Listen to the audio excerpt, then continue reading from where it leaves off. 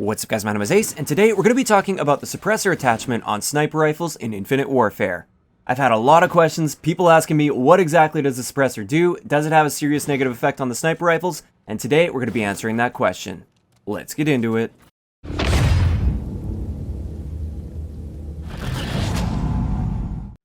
Alright guys, so traditionally in Call of Duty, sniper rifles have an infinite damage range, or at least most sniper rifles have an infinite damage range. Therefore, if you pop a suppressor on there, reducing infinity is still going to be infinity. You're still going to have the same damage range.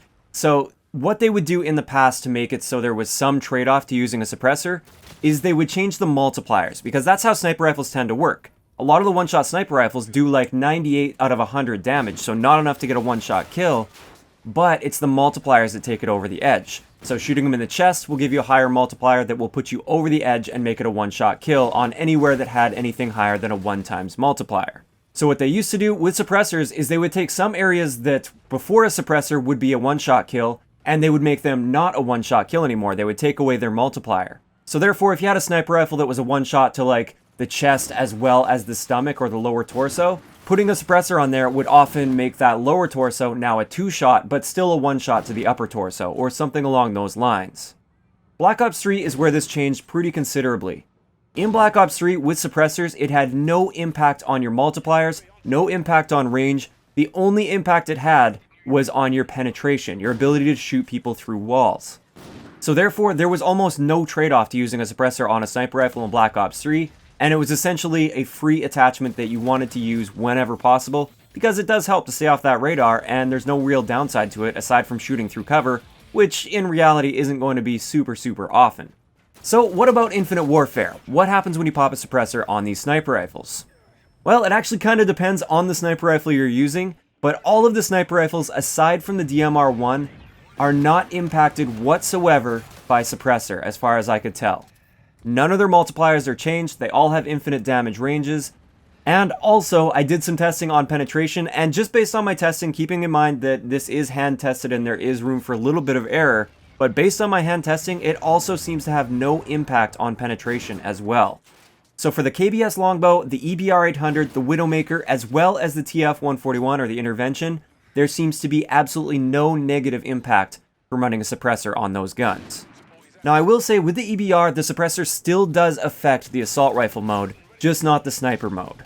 So with those sniper rifles, at least with the KBS longbow, the Widowmaker, and the Intervention, there is really no reason to not use a suppressor on those guns.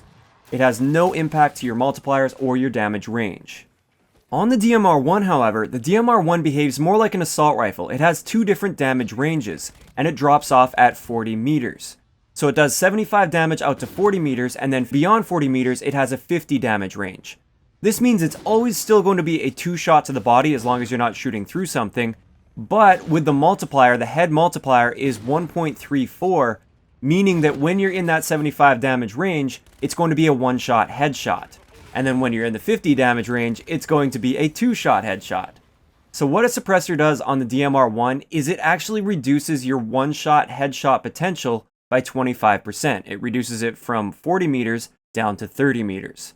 That's the only real noticeable impact that suppressor seems to have on the DMR, but just realize if you're going for headshots specifically with the DMR, suppressor is going to be hurting you a little bit.